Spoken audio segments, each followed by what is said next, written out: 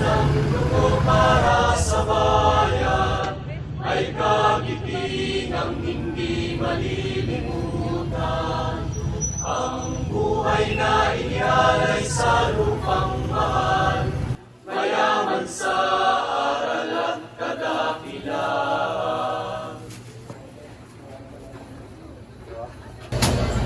3 piso lang kada kilong bigas dati. Ngayon 30 na. Alam mo kung bakit? Mataas ang demand, mababa ang supply?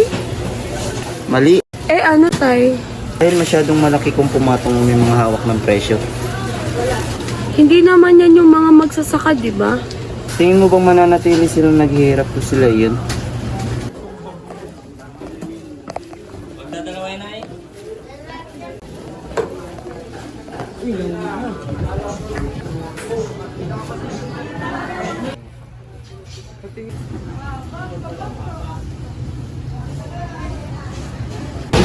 Grabe na naman ang taas ng bilihin.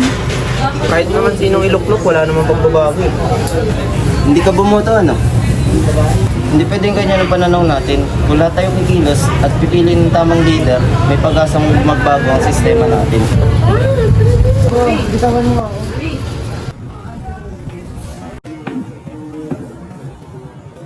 Kagabi nakakanta tayo. Ang ganda magsala.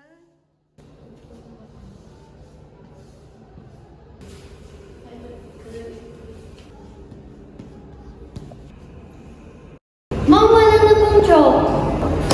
Ang bagal na, tigpipiso para sa chok. Di na!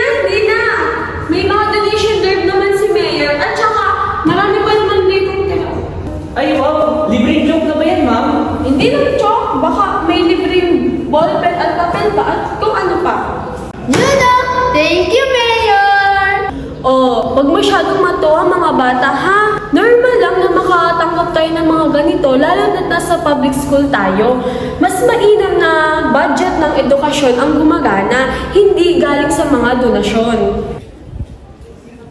At least may natatanggap tayo, kesa wala, di ba?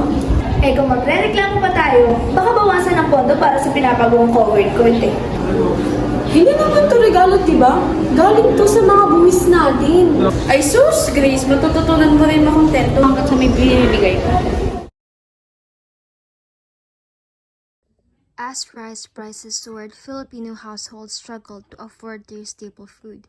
Markets saw dwindling supplies, and the government was forced to import more rice, exposing the fragility of the nation's food security. Economic reforms like the expanded value-added tax helped the government's finances, but also triggered a rise in consumer prices, leaving many Filipinos struggling to make ends meet.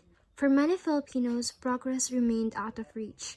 The gap between the rich and the poor widened, feeding the discontent simmering beneath the surface.